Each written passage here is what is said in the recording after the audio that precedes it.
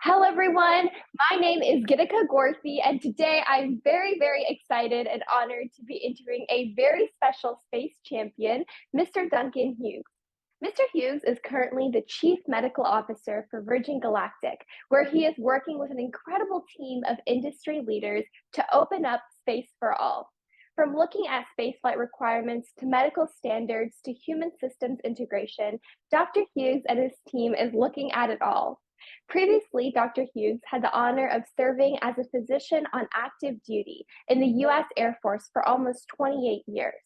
After retiring from active duty, he served as the medical director for an occupational medicine practice supporting an 8,500 person hospital system, in addition to external corporate clients before joining Virgin Galactic.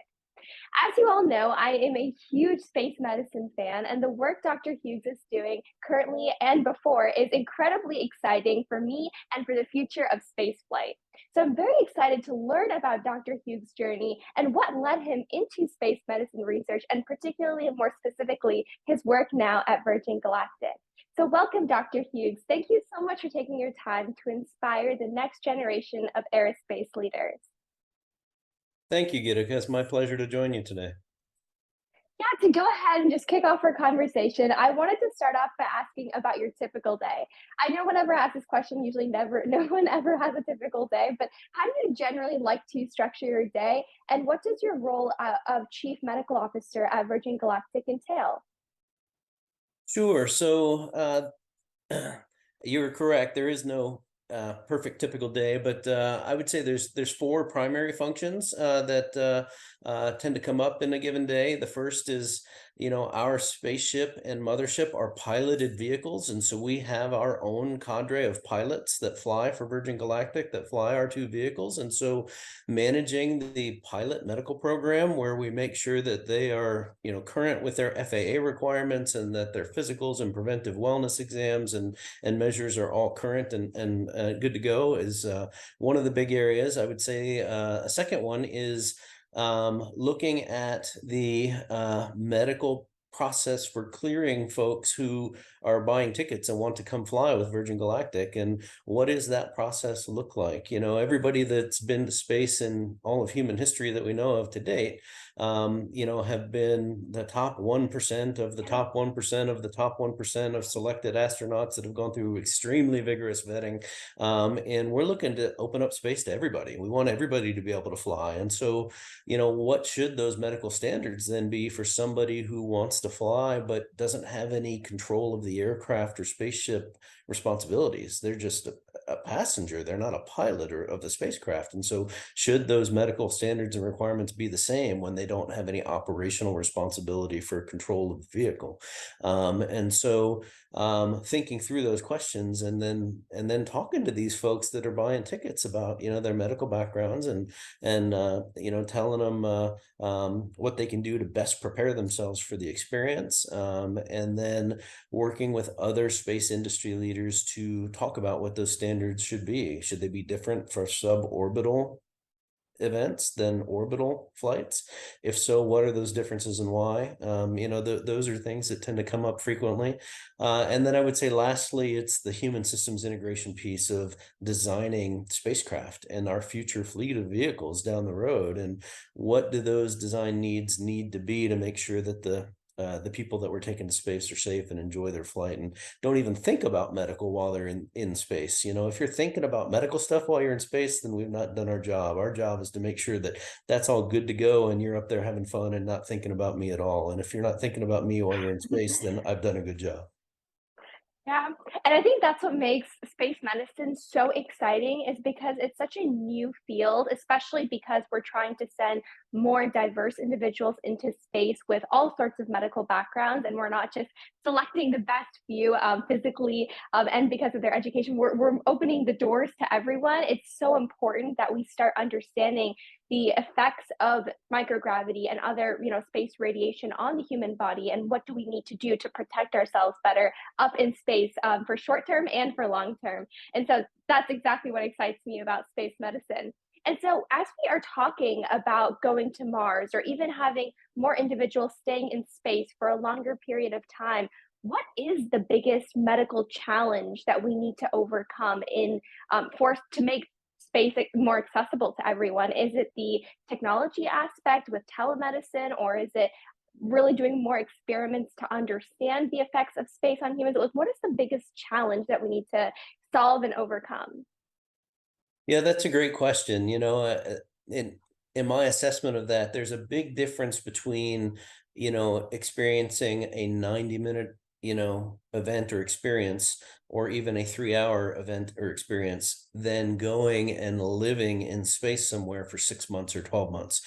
Those are two completely different things. And the amount of medical clearance and vetting that should happen to clear you for a 90-minute experience or a 3-hour experience versus a 12-month experience, are completely different, because, the likelihood that condition X is going to declare itself as problematic in the next 90 minutes or the next 3 hours is fairly easy to determine. To say that it's not going to declare itself in the next year is a completely different level of, investigation and clearance. And so I think those decisions are important. But to directly answer your question, I think that the biggest challenge is, how do you plan for a bad medical day for someone that's living remote from support services, for a year? If you're here in Los Angeles or Boston or Chicago or India or Australia, and you have a heart attack, or you have some bad medical event occur, those support services are fairly easy to transport you to, and to get you the care that you need. How do you do those things via telemedicine? And how do you train part of the crew that's going to be then with you to be able to provide those emergency medical response services? Or do you just do it via telemedicine? And so I think the longer term missions have a little more difficult of a job in their bad medical day planning requirements, because medical complications happen to all of us, all the time. It's part of life. There's nothing special about a space mission that um, enhances medical risk, other than some of those physiology and altitude environment, considerations. But we can plan for those. But I'm just talking about the normal everyday medical risks that can happen to anybody, any day, anywhere. How do you plan for those in such a remote, austere environment? I think that's the biggest challenge. Yeah, definitely. And, when you were talking, it made me also think about how do we figure out those standards of health requirements of figuring out someone's health prior to entering space and what we can do to potentially protect them while they are up in space. We don't have a lot of people who have been to space. We have very little to base off of any protocols or standards that we create. And so, how do we develop this system? Is it more experiments in space, or just kind of waiting and seeing how the commercial astronauts are doing, or is it analog missions? What is like the way we can go about developing these protocols, because we have very little number of people who have been to space before? Yeah, and to me, that's one of the things that's so exciting about what Virgin Galactic is doing, is that, if you look at all of human history, I think it's less than 700 people that have ever been to space. And so, we could double that number in the coming years, in the span of just a few years compared to all of human history. Double that number, and I'll open up those doors to everyone. And so the good news is, we've got a lot of data. We've got over half a century's worth of data from NASA of medical things that have flown and have done so safely, and have been in space. The bigger question, I think, is, how do we get to yes? There may be some conditions where I just don't have good data to say that I'm confident that there's nothing in space that's going to make that condition worse.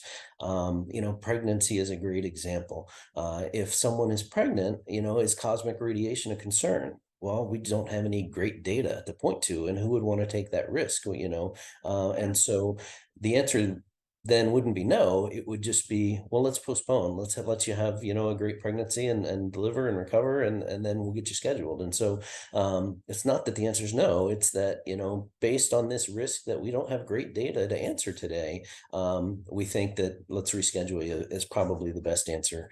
And so, even for folks that are having significant medical complications, whether that's from their diabetes or heart attack or, what it might be, that again might be a case where we say, well, the answer is not no, but the answer is not today. Let's get you through 6 months of good cardiac rehab, get you, back in shape to where, your cardiologist is saying that you're doing well, and then we'll get you rescheduled. And so oftentimes for me, it's how do we get to yes? And we may not in every single case always be able to, but that's our goal. That's why I have a job, is to try to figure out how do we safely get you to yes, so that again, you're focused on your experience and you're not thinking about medical stuff while you're flying.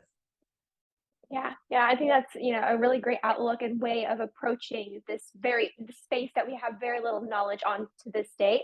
But as you were mentioning, with all of these rapid flights, it's very exciting to see the data that we will be collecting, and to, see the effects on these different human beings that are going to space. And earlier in one of your responses, you were mentioning telemedicine, which is also a really exciting topic because I think space is such a great environment, great industry to foster technological innovations, and that includes even in medicine. And I'm a strong believer that combining AI and medicine to protect human health in space will eventually kind of come back down to earth to hopefully make healthcare more accessible by making diagnoses more quick, more easy, virtual, maybe even. And so I'm really excited to see how telemedicine will evolve to benefit life on earth. And so I'm curious to hear your perspectives on telemedicine, and why we should continue investing in this to benefit life on earth, and just kind of get your thoughts on telemedicine and its future. Yeah, I think those are great thoughts. I completely agree. There's a lot of utility in telemedicine. Even when I was active duty military, we didn't bring a radiologist with us everywhere in the desert, that we might be sending troops, but it was easy to take a digital image and have that image be uploaded to a place where a radiologist specializing in the particular area of need, could look at the image and then send us back info, and we could get that expert level of care and attention to an image without having to have that person physically present with us. And so I think that type of example of the utility of that technology would apply perfectly to this. And in fact, there's already tons of data from International Space Station and astronauts of them during their 6 or 12 month sessions there, having their once a month scheduled, flight surgeon video teleconference time, real time live from space to talk through Wow. issues and to be able to do that. And so certainly I think there's great potential for that technology. There's some things that are tougher to do, you can't put a stethoscope on a chest, via telemedicine. You can't, there's pieces and parts that it's imperfect for, but I think there's tons of utility for that technology. Yeah, and that's, it's just a whole scope. It's a whole other world, and it's very exciting to see where it will evolve and go to. So, yes, definitely, it's a very exciting and emerging field.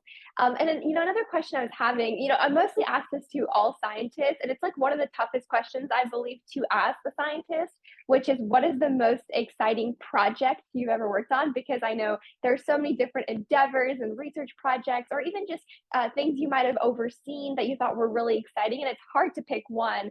But I'm going to ask you, what has been or is the most exciting project you've worked on or been a part of? Yeah, that's really difficult to say. I think the thing that really excited, so I will tell you that that I retired from a 28-year Air Force career, and my wife and I settled down and we bought what we thought was our retirement home, and we were, plugged in and moved in, and we were never going to move again because, of course, in military life you move every 3 years, and so we were tired of moving and ready to settle down.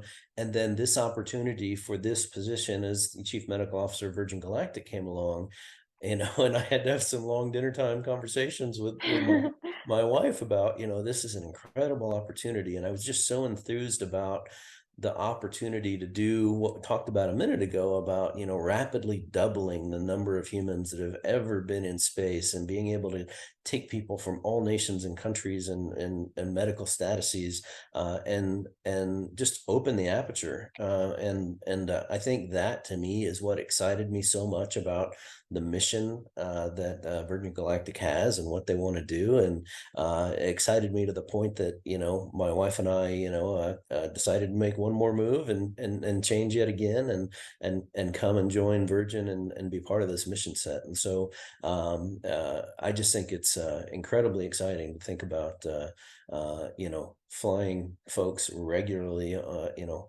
every month, and in the future every week, and then every day, having the opportunity for folks to experience what so few have ever seen or dreamt of.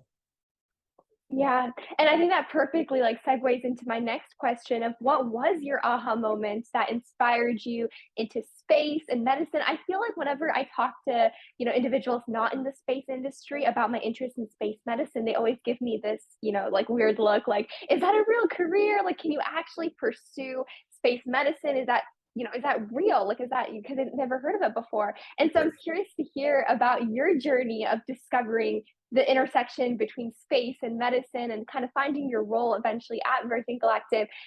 What was that journey like for you? And did you always have a fascination for space growing up, or was this something that came later in your life? Yeah, so I wasn't as uh, uh, insightful as you at a young age. I was a slow learner. It took me a bit to get there, and I'll tell you what I mean by that. I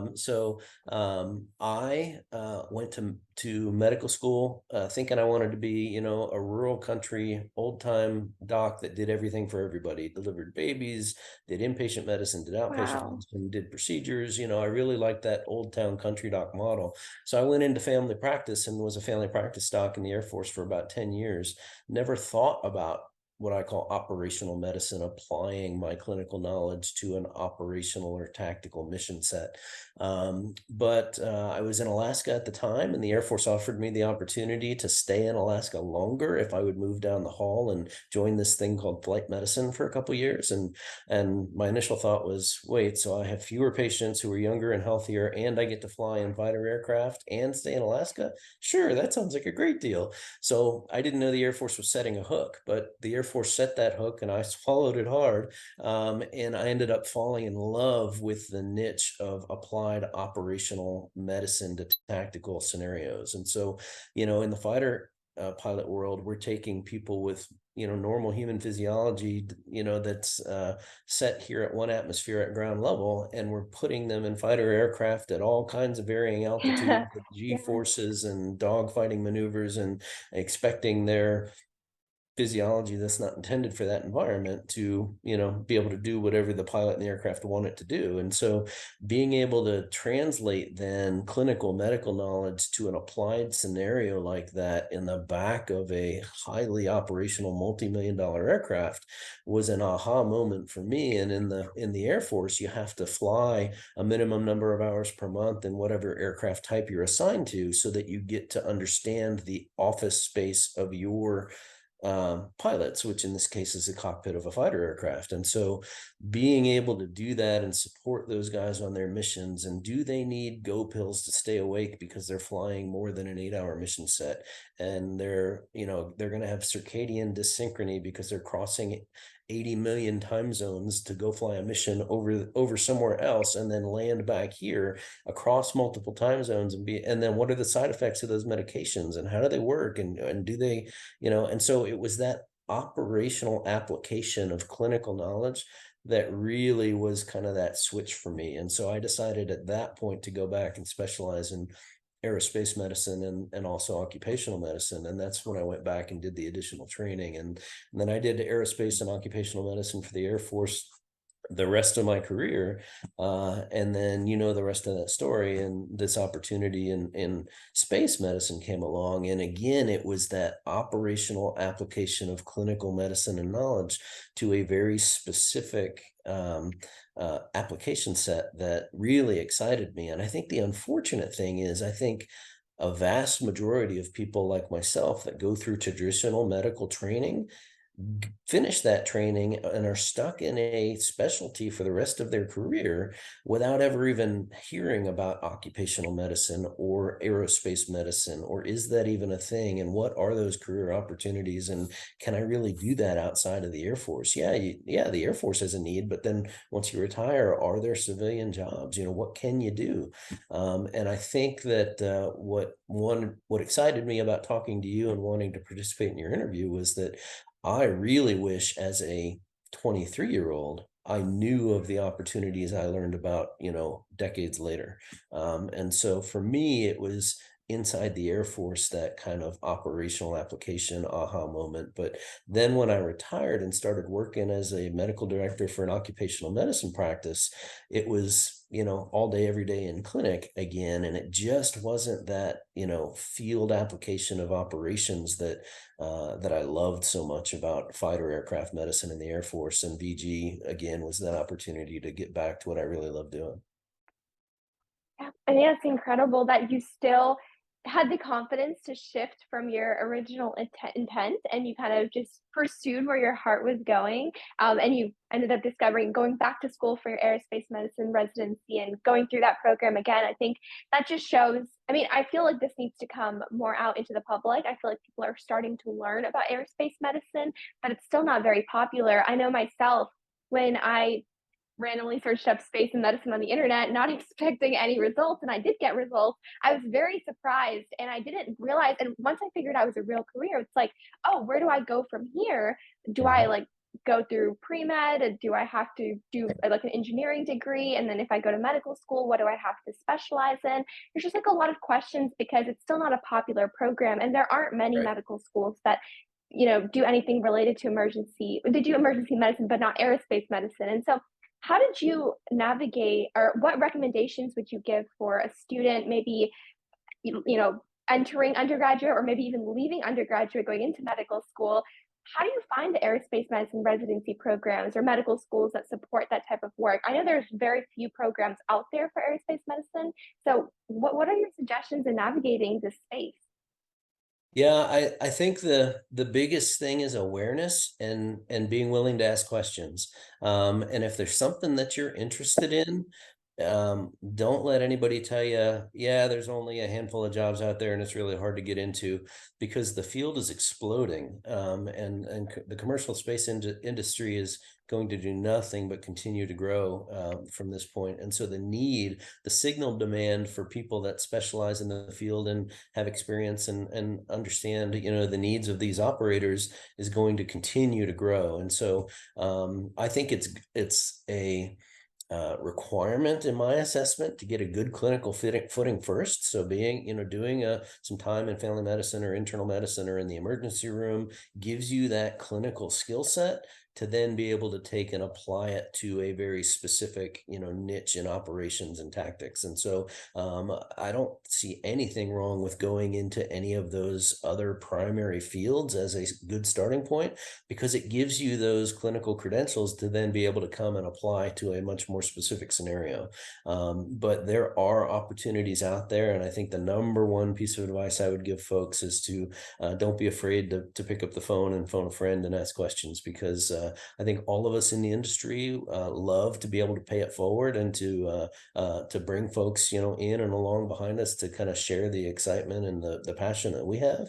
And I think that if you don't pick up the phone and ask the questions, you'll miss out on opportunity. And I think that unfortunately, the medical school education system in the country um, doesn't do a great job of being able to present all of the opportunity that's out there. And that's not a fault of theirs. They've got a limited number of hours to train folks and to get through a mandatory curriculum set, and they have to hit the high points and the priorities and the most common things. But just because it's not presented formally in such a way doesn't mean that there's not a million opportunities out there for folks with interest. And I think that would be the message that I would want to have heard myself at the age where I was making those decisions first time around.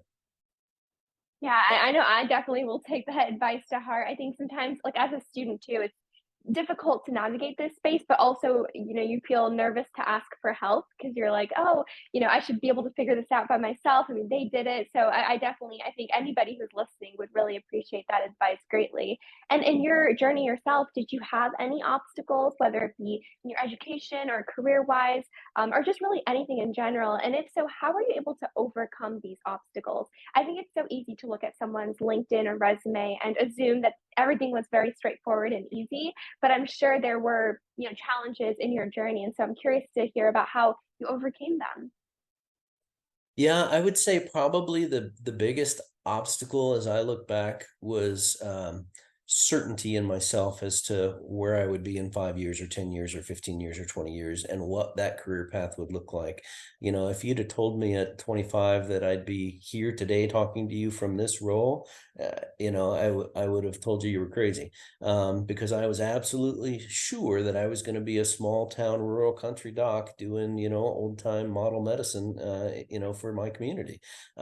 There's absolutely nothing wrong with that vision. But the reason I call that a hurdle is that looking back, there were decisions I made not to participate in certain training opportunities or courses or things that would have kept doors open. And I didn't consider the need to have that door open because I knew which door I was going through already.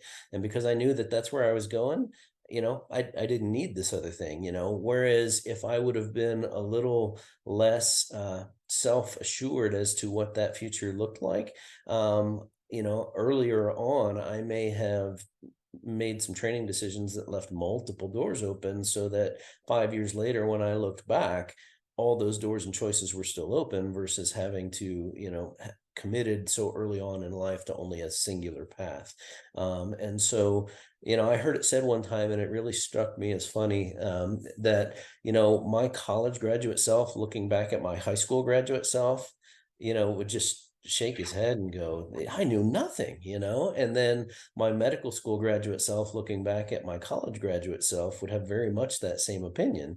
And having finished family practice residency and then aerospace medicine residency and then occupational medicine residency, I can tell you that at each one of those hurdles along the way, you look back with a much greater appreciation of how little you knew and how limited your perspective was. And I think Neil deGrasse Tyson said it along the lines of, the greater your area of knowledge, the larger your perimeter of ignorance. And so, because you become aware of, how much you really don't know from so many other vantage points and viewpoints. And so, I guess Mhm. my advice to my 25-year-old self would be, keep doors open, don't burn bridges, leave your options, as wide and open as possible so that in 5 or 8 years, when you look back at that prior self and go, man, I really didn't know everything I thought I knew, you've not shut any doors and don't have to, take steps in reverse. Yeah, that's incredible advice. I think it's so easy to be like, I know exactly what I want to do. Like ever Mhm. since, middle school, I was like, I'm going to do this. It's like, it's very hard to say for sure what you are going to end up doing in the next 20, 30, 40 years. And so I think that's a really great perspective to have and to listen to someone saying like, it's okay to change your mind. There's, things will come, opportunities will get exciting to you. And I think it's okay to take that risk and to shift your journey and not to always be like, this is exactly what I need to do. So I think that's really good advice to hear sometimes, but also just hearing it from your experience, it's very helpful. And so now that we're able to learn about your work, your research, as well as some advice you have, my last and final question for you is what makes you excited for the future of space exploration? I know there are so many factors from the medical aspects, from the exploration, diversifying space, but if there is one thing that excites you the most about space in the next 10, 20 years, what would that be? Yeah, I guess I would say it's the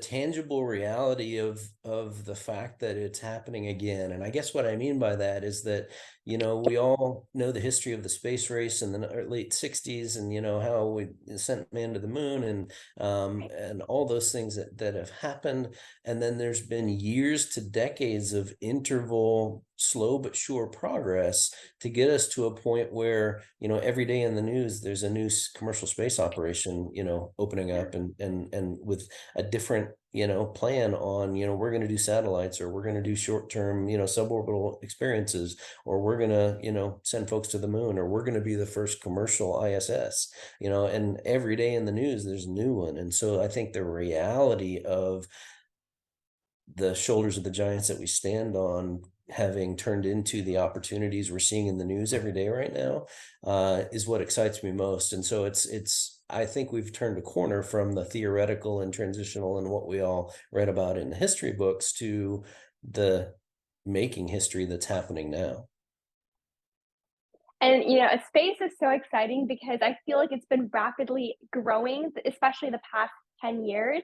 And so just seeing so much traction coming into this space with a lot of private companies opening up, a lot of new space startups, a lot of investment into the space economy, I think just the next 10, 15 years will continue to rapidly grow this industry. And I think there's so much we can and cannot predict. And so I'm very excited for the future of space medicine, but space exploration in general. So thank you so much, Dr. Hughes, for taking your time to give your insight and to share your advice. I'm particularly very excited about space medicine and its future, so it was really exciting to be able to speak with you today. And I'm sure everyone who's listening is inspired by your work so far. So thank you again for all of your time. I had a great time speaking with you. Well, thank you so much, Gitika. It was my pleasure, and sorry I won't be able to meet you in person at ASMA, but it's because we'll be doing some interesting things out here at Spaceport in New Mexico. So be watching the news while you're at ASMA, and we'll hope to meet you at the next one. Definitely. Thank you.